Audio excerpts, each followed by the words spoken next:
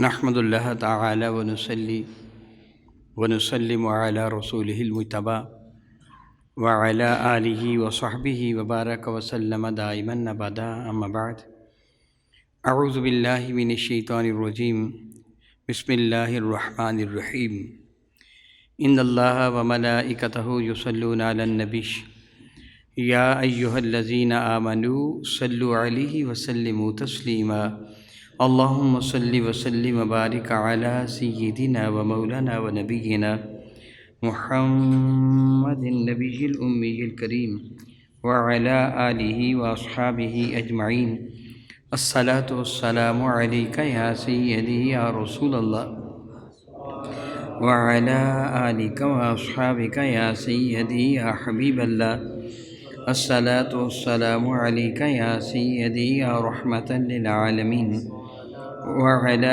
آلک و اصحابک یا سیدی یا سیدی یا سیدی یا شفیع المذنبین۔ نہایت معزز محترم احباب کرام قدر، بحمد اللہ تعالیٰ ثم الحمد للہ تعالیٰ، آپ ان دنوں نماز کے مسائل کے موضوع پہ گفتگو سن رہے ہیں۔ پچھلے جمعۃ المبارک گزشتہ سے پیوستہ اس سے پہلے آپ نے بحمد اللہ تعالیٰ اسی موضوع پر سماعت فرمایا۔ دراصل اس موضوع کی اہمیت کے پیش نظر میں نے باقی موضوعات کو تھوڑا سا صرف نظر کا لیے، جس طرح رجب المرجب کا مہینہ ہے، پچھلا مہینہ جمادی الثانی کا مہینہ تھا، میں نے وہ جو ان مبارک مہینوں سے متعلق موضوع ہیں ان کی بجائے میں نے مسلسل نماز ہی کے موضوع پہ گفتگو کی۔ دراصل نماز بہت ہی محترم بشان ایک عبادت ہے، اور آپ قبل ازیں سن چکے ہیں کہ نماز کی ادائیگی اللہ تعالیٰ کو کس قدر محبوب ہے، اور نماز نہ پڑھنے والا اللہ تعالیٰ کا کتنا دشمن ہے، اللہ اس پر کتنا غضب نازل فرماتا ہے۔ نماز صحیح ترین طریقے سے چونکہ ادا کرنی چاہیے، اور نماز میں کوتاہی معاذ اللہ تعالیٰ سماذ اللہ تعالیٰ اس کو برباد کر دینے کے لیے کافی ہوتی ہے۔ آپ نے قبل ازیں جو کچھ سماعت فرمایا تھا نماز کے فضائل یا نماز نہ پڑھنے کی معاذ اللہ سزا، نحوست، اور اس کے ساتھ کہ نماز کی ادائیگی کے لیے شرائط کون کون سی ہیں۔ یاد رکھیے، شرط کا تعلق کسی بھی چیز کے منعقد ہونے سے ہوتا ہے۔ شرط پہلے ہوتی ہے، چیز بعد میں ہوتی ہے۔ ایک فرض ہوتا ہے، شرائط نماز سے پہلے ہیں، فرائض نماز کے اندر ہیں۔ میں اس کی سادہ سی مثال دے کے آپ کو سمجھاتا ہوں۔ میرے سامنے یہ مائکروفون ہے، سٹینڈ ہے۔ مائکروفون بننے کے لیے کچھ چیزوں کی ضرورت ہے، جب تک وہ چیزیں موجود نہیں ہوں گی مائکروفون نہیں بن سکے گا۔ میری بات آپ سمجھ گئے ہیں نا؟ جس کا میٹیریل ہے، جب تک وہ موجود نہیں ہوگا، کاریگر نہیں ہوگا، وہ مشینری نہیں ہوگی، یہ ساری چیزیں شرط ہے نا۔ جب وہ ساری چیزیں ہوں گی، دانا کاریگر بھی ہوگا، انجینئر بھی ہوگا، متعلقہ سامان بھی ہوگا، پھر ایک مائکروفون مارد وجود میں آ جائے گا۔ اب اس کا فرض کیا ہے، اس کا کام کیا ہے کہ میری آواز کو یہ سیٹ تک پہنچائے، ایمپلیفائر تک، پھر وہ آگے سپیکروں تک پہنچائے، اور پھر وہ آواز اونچی ہو جائے گی۔ اس کا فرض ہے۔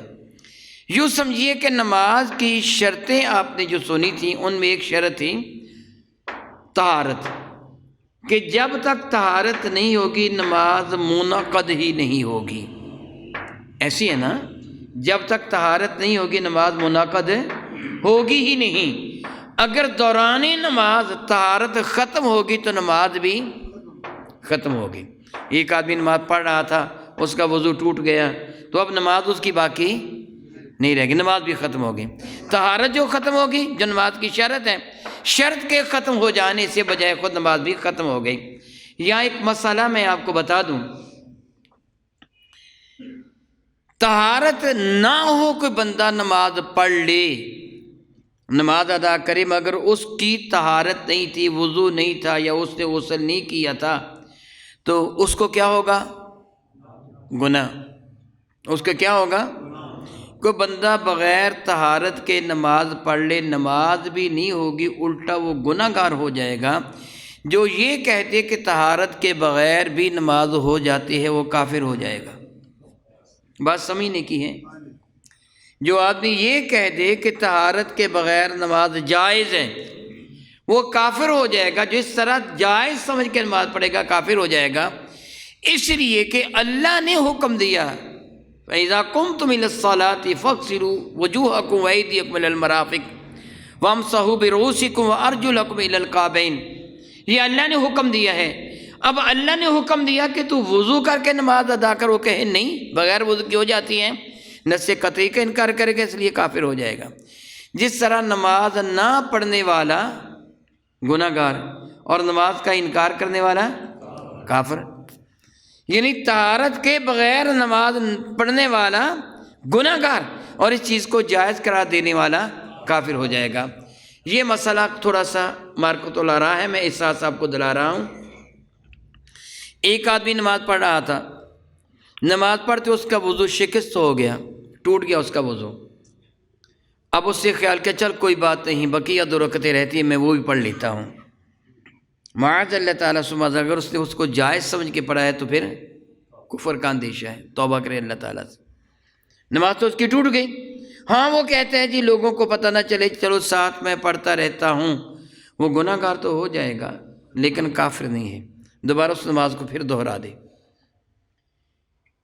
یعنی نماز نہ پڑھے، خیال کرے کہ ٹھیک ہے جی میرا وضو ختم ہو گیا، اب میری نماز نہیں ہے، ویسے ہی میں رکوع کر رہا ہوں سجدے کر، یہ نماز نہیں ہے، پھر علماء کرام کے نزدیک وہ گناہ گار بھی نہیں ہوا کہ اس وہ نماز نہیں پڑھ رہا۔ وہ کہتے ہیں چلو میں دوبارہ پھر دہرا لوں گا، اب درمیان سے نکل کے میں کہاں جاؤں۔ میری بات آپ کی سمجھ میں آگی ہوگی۔ اگر آپ نے اس سسٹم کو سوال کرنا ہے تو آپ کا حق ہے، آپ سوال کر سکتے ہیں۔ بغیر وضو کے نماز کو جائز کہنے والا کافر ہے، بغیر وضو کے نماز پڑھنے والا گناہ گار ہے۔ جائز کہے گا تو کافر ہے، ویسے ہی پڑھ لی، وہ معلوم نہیں ہوتی ہے کہ نہیں ہوتی، چلو پڑھ لیتے ہیں، ہوگی تو ہوگی نہیں تو نہ سے گناہ گار ہے۔ لیکن جو کہے ہو جائے گی وہ معاذ اللہ تعالیٰ کافر ہو جائے گا۔ اور وہ کہے کہ چلو جی ویسے ہی کھڑا ہو کر میں قرآن پاک پڑھ لیتا ہوں، قرآن پاک تو پڑھنا جائز ہے نا، رکوع میں جا کے تسبیح کر لے، لیکن یہ نماز نہیں ہے، تو ایسی صورت میں وہ گناہ گار بھی نہیں ہوگا۔ میری بات آپ کی سمجھ میں آ گئی۔ دوسری جو شرط ہے وہ ہے ستر عورت۔ کیا ہے بلا؟ معنی سمجھ لیجئے گا۔ ستر کا معنی ہوتا ہے چھپانا۔ اللہ تعالیٰ جل وعلا کے اسماء گرامی قدر میں ستار بھی ہے۔ اللہ تعالیٰ ستار ہے، جس طرح ہم اپنے نام رکھتے ہیں عبد الستار۔ ستار کا معنی ہوتا ہے ڈھانپنے والا، ستار العیوب، عیبوں کو چھپا لینے والا، ڈھانپنے والا۔ تو ستر کا معنی کیا بنا؟ ڈھانپنا۔ ستر کا معنی کیا ہوا؟ ڈھانپنا۔ عورت کا معنی کیا بنا؟ آپ لفظ اردو میں استعمال کرتے ہیں عریاں۔ کس کو کہتے ہیں؟ ننگے کو۔ عریاں کس کو کہتے ہیں؟ عریانی۔ فحاشی اور عریانی سے بچنا چاہیے۔ تو عریانی ننگا پن، جسم کا وہ حصہ کہ جس کی طرف نظر کرنا ناجائز ہے غیر آدمی کے، غیر انسان کے، وہ حصہ عورت کہلواتا ہے، جس کو آپ ننگیج کہتے ہیں، ننگا پن کہتے ہیں۔ جن حصوں کو آپ معاذ اللہ تعالیٰ شرم کی چیزیں کہتے ہیں، ان کو عربی میں عورت کہتے ہیں۔ کیا کہتے ہیں؟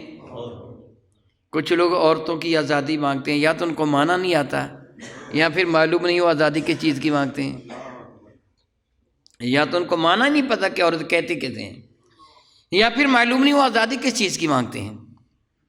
عورت کی آزادی تو ممکن ہی نہیں ہے نا۔ کسی آدمی کو ننگا گھومنے کی آپ اجازت دے رہی ہے، اس کو عورت کی آزادی دی ہے آپ نے۔ یا تو ان کو معنی نہیں آتا، یا کبھی معلوم نہیں، وہ غور نہیں کرتے، یا پھر وہ مانگتے کیا ہے پتہ نہیں ہے۔ ستر عورت، آدمی کا جو ستر عورت ہے، چھپانے والا وہ حصہ کہ جس کی جانب نظر کرنا حیا کے خلاف ہوتا ہے، وہ حصہ ناف سے لے کے گھٹنوں تک ہے۔ پھر ستر خفیف اور ستر غلیظ ایک جدا بحث ہے۔ ناف سے لے کے گھٹنوں تک کا حصہ چھپانا مرد کے لیے شرط ہے۔ کیا ہے بلا؟ شرط ہے۔ اگر یہ شرط ختم ہو جائے گی تو پھر نماز نہیں ہوگی۔ آج کل عموماً ہم پائجامہ تہمد یا پینٹ وغیرہ زیب تن کرتے پہن لیتے ہیں، بعض حضرات چادر بھی پہنتے ہیں، اہل عرب عموماً چادر ہی پہنتے تھے۔ میرے کریم آقا نے پوری زندگی چادر ہی پہنی ہے۔ عمامہ خریدنا تو ثابت ہے لیکن پہننا ثابت نہیں ہے۔ اہل عرب عموماً اس زمانہ میں یہ سلائی کا یہ مشین وغیرہ ایجاد نہیں ہوئی تھی، ہاتھوں سے سلائی کرتے تھے، اس لیے عموماً تہمد ہی باندھ لیتے تھے، مرد بھی اور عورتیں بھی۔ اگر نماز پڑھتے ہوئے، جس طرح بعض اوقات گاؤں میں عام حضرات تہمد باندھ لیتے ہیں، نماز پڑھتے ہوئے ناک سے رینٹ بہی، وضو کر کے آئے تھے، چہرے پر پانی کے قطرات ہیں، اس نے اپنے تہمد کا پلو اٹھایا منہ صاف کرنے کے لیے، ناک صاف کرنے کے لیے، اگر اس کا گھٹنا ننگا ہو گیا تو نماز ٹوٹ گئی۔ میری بات کی سمجھ آپ کو آئی ہے؟ اگر اس طرح اس کا گھٹنا ننگا ہوا تو نماز ٹوٹ گئی۔ اگر ہوا چل رہی تھی، اس سے پردے کو اٹھا دیا، جلدی سے اس نے پردہ درست کر لیا تو ٹھیک ہے۔ اگر ایک رکن تک اس کا عضو ننگا رہا، گھٹنے سے لے کے ناف تک کا کوئی بھی حصہ ننگا رہا، یہ رکن کتنی دیر ہوتا ہے؟ 3 مرتبہ سبحان اللہ سبحان اللہ سبحان اللہ سبحان اللہ، اتنی دیر تک رہا تو نماز ختم ہو گئی، نئے سرے سے پھر نماز ادا کرے گا۔ گرمی کے دنوں میں ہم لباس پہنتے ہیں، بڑا باریک لباس پہنتے ہیں، بعض اوقات کرتا بڑا باریک ہوتا ہے، اور بعض لوگوں کی عادت ہے وہ اپنا تہمد شلوار یا پیجامہ ناف کے نیچے پیڑوں کے قریب باندھتے ہیں۔ اگر ان کے بدن کی جھلک نظر آتی ہے تو ایسا کرتا پہن کر نماز نہیں ہوگی۔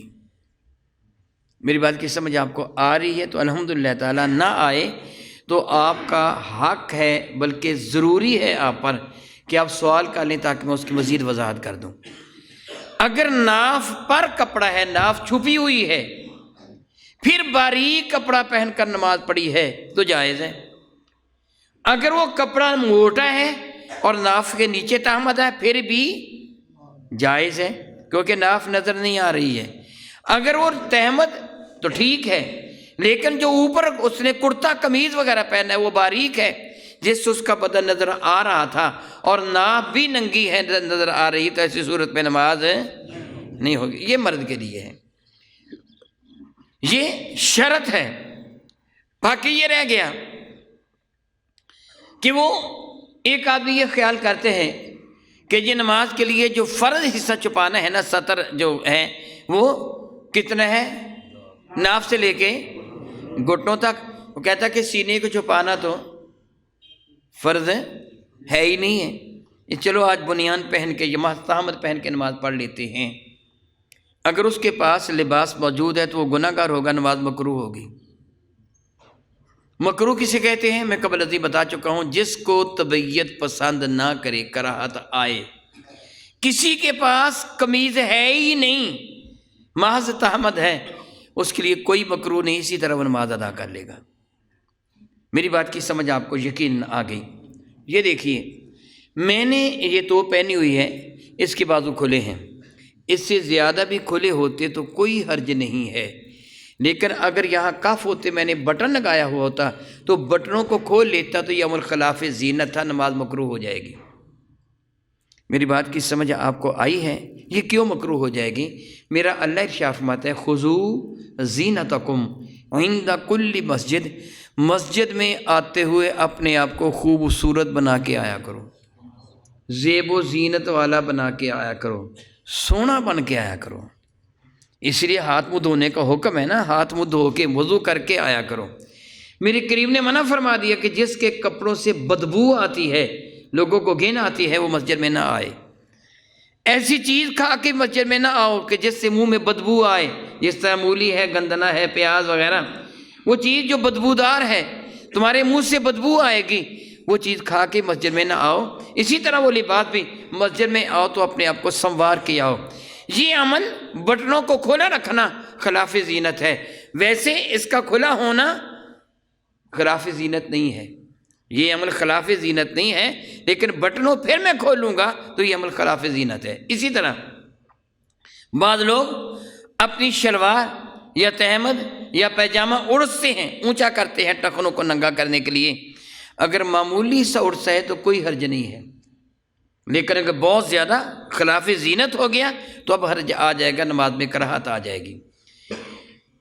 کلائیاں پوری نہ ہو، ہاف سلیو والی اس نے شرٹ پہن رکھی ہے اور پوری کلائی والی اس کے پاس قمیض نہیں ہے، نماز پڑھ سکتا ہے، کوئی حرج نہیں ہے۔ لیکن پوری کلائی والی قمیض ہو، پھر ان کو ایسے ایسے کر کے اڑد کر اکٹھا کر کے اوپر لے جانا خلاف زینت ہے، نماز مکروہ ہو جائے گی۔ میری بات کی سمجھ آپ کو الحمدللہ آ رہی ہے؟ اب دیکھیے، امامہ کے ساتھ نماز کا ادا کرنا۔ امامہ کسے کہتے ہیں؟ سر پر جس کپڑے کے 3 بل پورے آ جائیں، 1 بل، دوسرا بل، 3 بل پورے آ جائیں، وہ کپڑا امامہ کے حکم میں ہوگا۔ آپ اس کو رومال کہیں، آپ اس کو مفرل کہیں، آپ اس کو صافہ کہیں، آپ اس کو پٹکا کہیں، جو کچھ بھی کہیں، جس کے 3 بل پورے آ جائیں، علماء فرماتے ہیں اس کو امامہ مانا جائے گا۔ اور امامہ پہن کر نماز پڑھنے والے کو اللہ تعالیٰ ایک نماز کا ثواب 70 نمازوں کے برابر عطا فرما دیتا ہے، بہت بڑا اجر ہے۔ اس سے کم ہو تو وہ ٹوپی کے معنی میں ہے کہ 1 بل آ گیا، 2 بل آ گیا، یا محض ٹوپی لے لی، اس طرح نماز پڑھنا جائز ہے، لیکن وہ امامے کا ثواب نہیں ملے گا۔ کسی کے پاس سرے سے ہی ٹوپی نہیں ہے، وہ ننگے سر نماز پڑھ لی تو جائز ہے، لیکن امامہ موجود ہے، ٹوپی موجود ہے، پھر ننگے سر نماز پڑھتا ہے تو مکروہ ہے، اس نے نماز کی اہمیت کو ضائع کر دیا۔ نماز تو محترم بشان عبادت تھی، یہ تو بڑے اہتمام والی عبادت تھی، اس کو حقیر نہ سمجھیں، بہت اعلیٰ عبادت ہے۔ آپ بارگاہ رب العزت میں حاضری دے رہے ہوتے ہیں، دنیا میں کسی چودھری کے سامنے، کسی جج کے سامنے، کسی بیوروکریٹ کے سامنے جانا ہو تو اپنے اپنے بنا سنوار کے جاتے ہیں۔ رب کے دربار میں حاضری دینی ہے، اپنے آپ کو خوبصورت بنا کے، کیونکہ اللہ کہتا ہے خذوا زینتکم عند کل مسجد، مسجد میں آتے ہو اپنے آپ کو خوبصورت بنا کے آیا کرو، اچھے بنا کے آیا کرو۔ اس لیے بلا عذر ننگے سر نماز پڑھنے کی اجازت نہیں ہے۔ عذر ہو، بطور مثال حالت احرام میں ننگا سر ہی ہوتا ہے، ننگے سر کو ڈھانپنے کی اجازت ہی نہیں ہے، وہاں تو ضروری ہے ننگے سر نماز پڑھیں۔ عام حالت میں اگر ٹوپی نہیں ہے، رومال نہیں ہے، نماز کا وقت ہو گیا ہے تو ننگے سر نماز پڑھنے کی اجازت ہے، منع نہیں ہے۔ لیکن یہ چیزیں موجود ہوں پھر ننگے سر نماز نہ پڑھیں۔ ابھی میں نے بتایا مرد کا وہ حصہ جو عورت ہے وہ کہاں سے کہاں تک ہے؟ جس کو کہتے ہی عورت ہے، مرد کا تو یہ حصہ عورت کہلواتا ہے نا، تو جس کو کہتے ہی عورت ہیں اس کے لیے سارا جسم چھپانا ہوگا نا، البتہ کیونکہ اسلام دین فطرت ہے اس نے تھوڑی سی اجازت مرامت فرما دی۔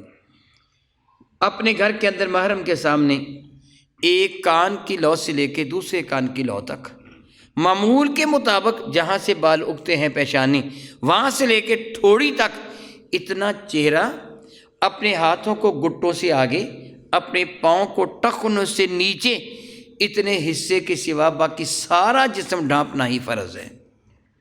عام حالت میں فرض ہے، نماز کے لیے شرط ہے۔ نماز کے لیے کیا ہے؟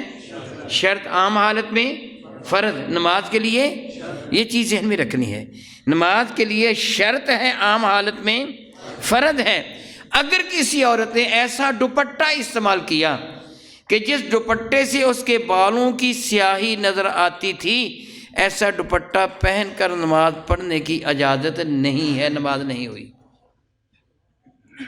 اگر کسی عورت نے دوپٹہ یا چادر اس انداز سے لی کہ اس کے بال ننگے تھے، اس کا گلا نظر آ رہا تھا، ننگا تھا، ایسی صورت میں نماز کیوں؟ اس لیے کہ ستر عورت شرط ہے، ستر عورت، اور جب تک وہ شرط پوری نہیں ہوگی نماز منعقد ہی نہیں ہوگی۔ کسی عورت کے بال لمبے تھے، چٹیا جس کو آپ گت کہتے ہیں، سر کے بال لمبے تھے، اس سے جو دوپٹہ جو سکارف وغیرہ اس سے اوڑھ رکھا تھا، اس سے باہر اس کے بال نظر آ رہے تھے تو نماز نہیں ہوئی۔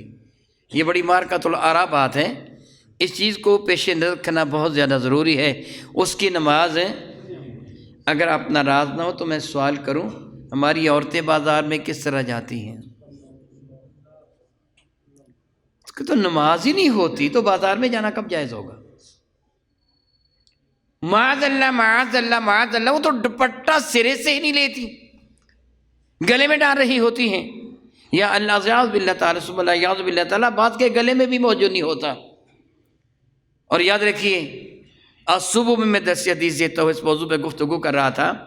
ایک خاتون اس طرح بازار میں نکلی، اس کا سر ننگا تھا یا اس کی کلائیاں ننگی تھیں یا اس کی پنڈلیاں۔ مرد کے لیے میرے نبی نے حکم دیا تھا ٹخنوں سے لے کے نصف پنڈلی تک اپنی شلوار کو تہمت کو تو رکھے گا۔ کہاں سے لے کے؟ ٹخنوں سے لے کے نصف پنڈلی تک اپنی تہمت کو شلوار وغیرہ کو رکھے گا۔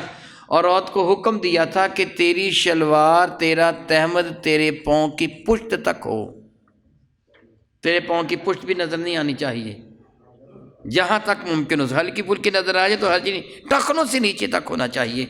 لیکن آج ہمارے ہاں تبدیلی ذرا دیکھیے، عورتوں نے اپنی شلواریں اپنے پیجامے نصف پنڈلی تک کر لیے اور مردوں نے ٹخنوں سے نیچے کر لیے۔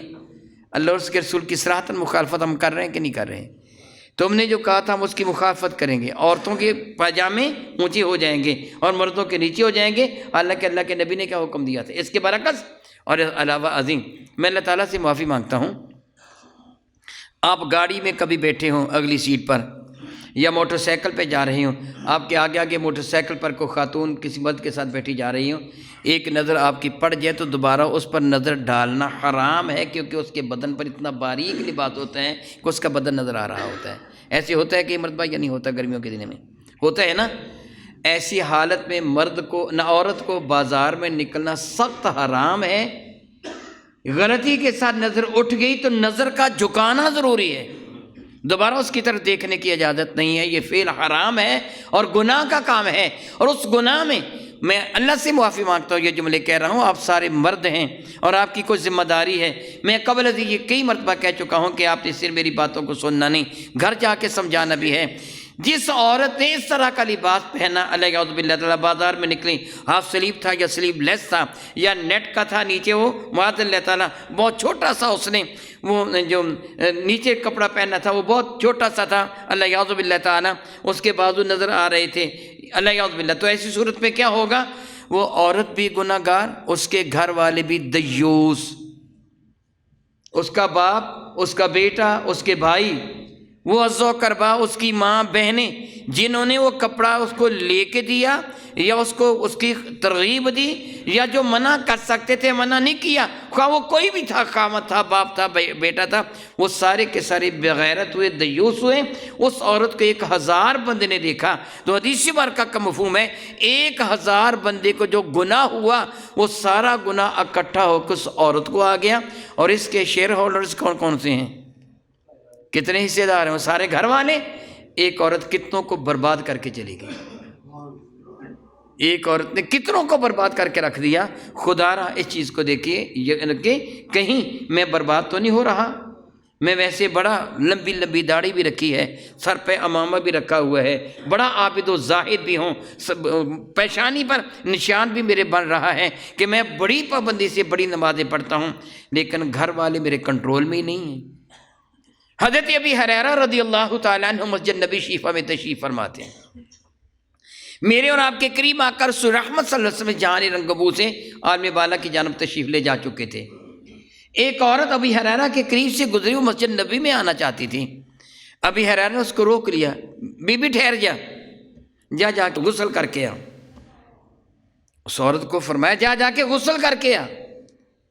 وہ عورت غصہ میں آ کہنے کہ میں غسل کر کے آئی ہوں، میں نے وضو کر رکھا ہے۔ وہ جھگڑ پڑی، آپٹ کے کھڑے ہو گئے، فرمایا کہ میں تجھے مسجد میں نہیں جانے دوں گا، واپس چل، غسل کر کے آ۔ اس عورت نے کہا تو مجھے کس طرح روک سکتا ہے مسجد میں جانے سے؟ تجھے کیا ہے؟ تجھے کیا پتہ میں نے غسل کیا کہ نہیں کیا؟ تو کون ہوتا ہے مجھے منع کرنے والا؟ جب عورت زیادہ غصہ میں آ گئی نا تو ابو ہریرہ فرمانے کہ بی بی میں نے تجھے از خود کچھ نہیں کہا، میں نے وہی کچھ کہا ہے جو میں نے اپنے نبی کو کہتے ہوئے سنا ہے، میں نے خود تو تجھے کچھ بھی نہیں کہا۔ کہنے کیا تیرا مقصد ہے؟ فرمانے لگے ایک عورت مسجد میں خوشبو لگا کے آئی تھی، میرے نبی نے فرمایا تھا جا کے غسل کر کے آ۔ معاذ اللہ جو عورت اس نیت سے خوشبو لگاتی ہے کہ میری خوشبو کو غیر مرد سونگیں گے، وہ قیامت کے جنت کی خوشبو نہیں پا سکے گی۔ حالانکہ جنت کی خوشبو 500 سال کی راہ سے آتی ہے۔ ایک روایت پہ ہے اللہ یعوذ باللہ تعالیٰ ثم اللہ یعوذ باللہ تعالیٰ، تیری آنکھیں بھی بدکاری کرتی ہیں، تیری ناک بھی بدکاری کرتی ہے، تیری زبان بھی بدکاری کرتی ہے، تیرے کان بھی بدکاری کرتے ہیں، تیرے ہاتھ بھی بدکاری کرتے ہیں، تیرے پاؤں بھی بدکاری کرتے ہیں، شرمگاہ اس کی تصدیق یا تردید کرتی ہے۔ عرض کیا کہ آنکھوں کی بدکاری کیا ہے؟ فرمایا بری نظر سے دیکھنا، آنکھ شیطان کے تیروں میں سے ایک تیر ہے۔ ناک کی بدکاری کیا ہے؟ غیر عورتوں یا عورتوں کے لیے غیر مردوں کی خوشبو سونگھنے کی کوشش کرنا۔ کانوں کی بدکاری بری باتوں کو سننا، زبان کی بدکاری بری باتوں کا کرنا، ہاتھوں کی بدکاری پکڑنا، پاؤں کی بدکاری چل کے جانا، پھر شرمگاہ تصدیق یا تردید کرتی ہے۔ گویا سب کچھ بدکاری کے زمرہ میں آ جاتا ہے۔ میں اللہ سے معافی مانگتا ہوں یہ جملہ کہہ رہا ہوں، میں اپنی بیٹی کے لیے، اپنی بہن کے لیے، اپنی بیوی کے لیے، اپنی ماں کے لیے یہ جملہ ادا کر، میری غیرت گوارا کرے گی میں کہوں یہ بدکاری کر کے بازار سے آئی ہے، یا میں بازار میں تجھے بدکاری کی اجازت دے رہا ہوں، میری غیرت گوارا کرے گی؟ بتائیے۔ پھر آپ کی غیرت بھی تو گوارا نہیں کرے گی۔ پھر ہماری بیویاں بازار میں خوشبو لگا کے بن ٹن کے کیوں جاتی ہیں؟ جبکہ حدیث مبارکہ کے مطابق یہ تو بدکاری کے زمرہ میں آتا ہے، عورت تو چھپانے کی چیز ہے، اس کو تو ڈھانپنا چاہیے۔ یاد رکھیے قیامت کے دن پوچھا جائے گا کلکم رائن وکلکم مسئول عن رعیتہ، تم سارے کے سارے راعی ہو اور تم سے اپنی رعایا کے بارے میں سوال کیا جائے گا، پوچھا جائے گا۔ رب ذوالجلال نے جو حدود مقرر فرمائی ہیں، اللہ کے نبی نے یہ ارشادات عالیہ فرمائے ہیں، ان کو پیش نظر رکھا جائے گا۔ ان کے سوا کسی شخص کو اپنی مرضی کرنے کی اجازت نہیں ہے، جو ان کا حکم ہوگا اسی کو اپنایا جائے گا۔ تو میں بات کر رہا تھا نماز میں ستر عورت بھی کیا ہے؟ یہ شرط ہے۔ اگر ستر عورت نہیں ہوگا تو پھر نماز بھی نہیں ہوگی۔ عورتوں کے لیے جو میں نے بتایا اس کی پابندی ہوگی، مردوں کے لیے جو میں نے بتایا اس کی پابندی ہوگی، اور باقی پورا لباس پہننا میرے نبی کی سنت ہے، بغیر عذر کے۔ جو میں بتا چکا ہوں کہ ننگے بدن نماز کا پڑھنا، یہ ننگے بدن سے مراد ستر عورت کے سوا باقی حصے کو نہ ڈھانپنا، ضرورت ہو یعنی وہ آدمی مجبور ہے اس کے پاس لباس نہیں تو جائز ہے، لباس ہو تو پھر مکروہ ہے۔ پھر مکروہ کی دو قسمیں ہیں، مکروہ تنزیہی معمولی مکروہ، مکروہ تحریمی یعنی جو حرام کے نزدیک مکروہ ہے، نماز کا دوبارہ دہرانا واجب ہے۔ وہ لباس ہوتے ہوئے جان بوجھ کر لباس نہ پہنے، نماز کی اہمیت کو پیش نظر نہ رکھیں، نماز مکروہ تحریمی ہوئی، اس نماز کا دوبارہ پڑھنا واجب ہوگا۔ یہ کتنی شرطیں کل ہوئیں؟ ماشاء اللہ ماشاء اللہ، آپ تو بڑے ذہین آدمی سامنے میرے بیٹھے ہوئے ہیں، ہاں بتا دو کتنی ہوئیں؟ 2 شرطیں کل ہوئی ہیں، اتنی لمبی چوڑی تو نہیں ہے کہ آپ بتا نہ سکیں۔ پہلی شرط کیا تھی؟ طہارت، پہلی شرط کیا تھی؟ اور دوسری شرط ستر عورت، اور تیسری شرط ہے استقبال قبلہ۔ استقبال کا یہ مادہ ہے قاف با علم قبلہ، اسی سے استقبال باب استفعال سے آ جاتا ہے۔ جس طرح کہتے ہیں ہم میں نے فلاں کا استقبال کیا، میرے مہمان آئے تھے میں استقبال کے لیے گیا۔ استقبال کا معنی ہوتا ہے احترام کے ساتھ کسی کے سامنے آنا، اور اس کی ضد ہے مد مقابل، ہے وہ بھی مقابلہ میں آنا۔ ایک ہے استقبال کے لیے آنا، ایک ہے مقابلہ کے لیے آنا۔ مقابلہ کے لیے آنا یہ اظہار نفرت ہے، غرور تکبر ہے۔ استقبال عاجزی انکساری، آپ مہمان کا استقبال کرتے ہیں، دشمن کا مقابلہ کرتے ہیں۔ میری بات سمجھ گیا نا؟ مادہ ایک ہی ہے۔ تو استقبال کا معنی کیا ہوا؟ عاجزی انکساری کے ساتھ کسی کی جانب اپنا چہرہ کرنا، اس کو عربی میں استقبال کہتے ہیں۔ استقبال قبلہ یعنی حرم کعبہ کی جانب اپنا چہرہ کرنا، اپنا رخ کرنا، یہ بھی شرط ہے۔ بحمد اللہ تعالیٰ ثم الحمد للہ تعالیٰ، یہ جو پچھلے اتوار کو، یہ جو اتوار گزرا ہے، اس اتوار کو درس قرآن مجید فرقان حمید میں ساری گفتگو اسی موضوع پہ ہوئی تھی کہ اللہ تعالیٰ فرماتا ہے قد نری تقلب وجہک فی السماء فلنولینک قبلۃ ترضاھا، فولی وجہ کا شطر المسجد الحرام کہ محبوب ہم تمہارا چہرہ بار بار آسمان کی جانب اٹھتا ہوا دیکھ رہے ہیں، ہم آپ کی رضا کے مطابق وہی قبلہ بنا رہے ہیں جس سے آپ راضی ہیں، اب آپ اپنا چہرہ مسجد حرام کی جانب گھما لیجئے۔ قرآن کریم کی فصاحت و بلاغت کا ذرا اندازہ کیجئے، یہ نہیں کہا کہ اپنا چہرہ بیت اللہ کی طرف کر لو، کعبۃ اللہ کی طرف کر لو، کیا فرمایا؟ فولی وجہ کا شطر المسجد الحرام، اس مسجد حرام کی سمت کر لو۔ اس پہ وسعت کیا ہے؟ جن لوگوں کو اللہ تعالیٰ نے توفیق و ہمت عطا فرمائی اور ہمیں کعبہ کی انہوں نے زیارت کی ہے، انہوں نے دیکھا کہ اس کا کل سائز کتنا ہوگا۔ یہاں تو کئی 100 فٹ کی لمبی مساجد ہیں، چوڑی، تو کیا وہ ساری حرم کعبہ کے سامنے آ سکتی ہیں؟ بتائیے بھلا۔ ہاں، اس لیے کعبۃ اللہ کی جانب نہیں بلکہ سمت کعبہ کی طرف منہ کرنا ہوگا، کعبۃ اللہ کی طرف نہیں بلکہ فولی وجہ کا شطر المسجد، مسجد الحرام کی جانب منہ کرنا ہوگا، عین اس کی سمت منہ نہیں کرنا ہوگا، بلکہ علماء کرام نے، فقہاء کرام نے سمجھانے کے لیے فرمایا کہ 45 ڈگری کے اندر آپ کا چہرہ اگر حرم پاک کی جانب ہوگا نماز ہو جائے گی۔ 45 ڈگری کیا ہے؟ ایک سیدھی لکیر لگا لیں، اس کو کتنا ڈگری کا زاویہ کہتے ہیں؟ 90 کا۔ سیدھی لکیر کیا ہوتی ہے؟ 90 کا زاویہ۔ اس کے درمیان ایک لکیر اس طرح لگا لیں، ادھر اور ادھر یہ 45 کا زاویہ ہو جائے گا، ادھر اور ادھر یہ دونوں طرف 45 کا زاویہ ہوگا۔ جو نقطہ ہے مرکزی اس کو آپ حرم کعبہ خیال کریں، جو 45 درجے کے اندر آ جائے گا چہرہ وہ حرم کعبہ کی جانب مانا جائے گا، جو 45 درجے سے زیادہ ہٹ جائے گا وہ حرم کعبہ کی جانب مانا نہیں جائے گا۔ اسی طرح حرم کعبہ محض اس مکان کا سمت کعبہ نام نہیں ہے کہ جو پتھروں کا بنا ہوا ہے۔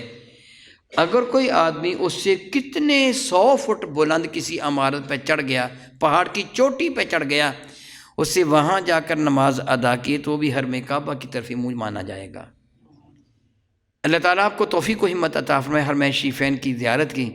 اگر آپ غار حرا میں جاتے ہیں، پہاڑ کی چوٹی پہ جاتے ہیں تو حرم کعبہ سے تو بہت بلند ہے، میرے نبی وہاں نماز ادا فرماتے تھے۔ جتنی دیر تک میرے کریم آقا غار ثور میں تشریف فرما رہے ہیں غار ثور میں نماز ادا فرماتے تھے، وہ نیچے اتر کر کعبۃ اللہ کے برابر تو نہیں، اسی طرح کوئی زمین کی گہرائی میں چلا جائے تحت الثری تک، جہاں بھی نماز ادا کرے گا تحت الثری سے لے کے فوق السماوات تک ساری کی ساری فضا کعبۃ اللہ کہلواتی ہے۔ اسے ساری کی ساری فضا کی جانب کہیں بھی چہرہ کر لے گا وہ حرم کعبہ کی جانب چہرہ مانا جائے گا۔ ہاں البتہ وہ لوگ جن کو حرم کعبہ نظر آتا ہے، وہ لوگ جن کو حرم کعبہ نظر آتا ہے ان کے لیے واجب ہے کہ سیدھے کعبۃ اللہ کی طرف منہ کریں، پھر وہ یہ نہیں ہو سکتا کہ ادھر ادھر منہ کر کے کھڑے ہو جائیں، پھر وہ 45 ڈگری کا زاویہ یہاں نہیں ہے، یہاں بالکل حرم کعبہ کی جانب سیدھا منہ کرنا ہوگا۔ آج کل تو عمارت بہت اونچی بن گئی ہیں، فقہاء کرام نے ارشاد فرمایا تھا مکہ مکرمہ کا رہنے والا ہر باشندہ اپنے مکان کی چھت پر چڑھ کر حرم کعبہ کا تعین کرے۔ آج کل جدید دور میں ہوٹلوں کے اندر انہوں نے اسٹکر لگا رکھے ہیں کہ سمت کعبہ کدھر ہے، انہوں نے جدید دور کے اعتبار سے حساب لگا کے حرم مکہ میں سیدھا حرم کعبہ کی جانب منہ کرنا ہوگا، جہاں تک حرم کعبہ کو دیکھا جا سکتا ہے۔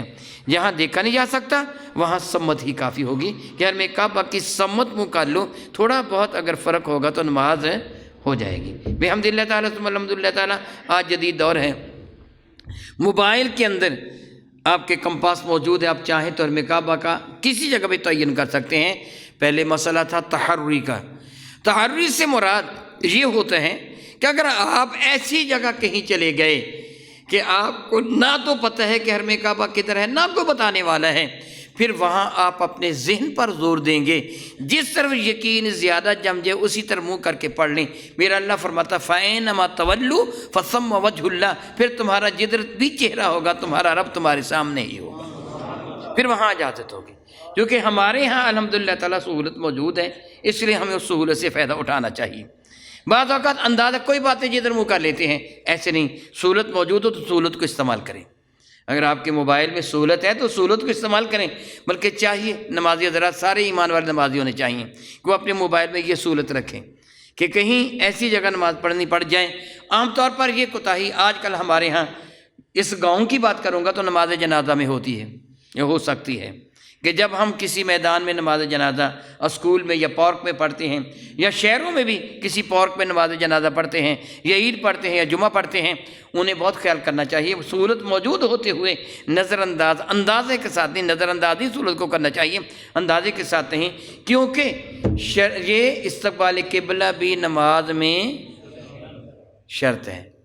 جب شرط فوت ہو جائے نا، مشروط اذا فات شرط فات المشروط، اگر شرط فوت ہوگی تو مشروط ہی ختم ہو گیا، پھر سرے سے نماز ہوگی ہی نہیں۔ تو ابھی تک آپ نے کتنی شرطیں سنی ہیں؟ کون کون سی ہیں؟ طہارت ہے، ستر عورت اور استقبال قبلہ ہے۔ دیکھیے میں آپ کا امتحان ساتھ ساتھ ہی لے رہا ہوں، ٹھیک ہے نا؟ سیمیسٹر سسٹم میں تو تھوڑی دیر بعد دیا جاتا ہے نا، تازہ تازہ آپ کا امتحان لے رہا ہوں، لیکن آپ نے اس کو یاد رکھنا ہے، تاکہ نسیان میں نہیں رکھنا ہے، یاد رکھنا ہے، تاکہ ہماری نماز بہترین ہو اور بارگاہ رب العزت میں ہم سرخرو ہوں۔ آپ پہلے پڑھ چکے ہیں، جو آدمی نماز کی حفاظت کرتا ہے اس کا درجہ کتنا بلند ہوتا ہے، اور جو حفاظت نہیں کرتا اس کا حشر کن کے ساتھ ہوگا۔ اپنی نماز کو اعلیٰ ترین انداز سے ادا کیجیے گا۔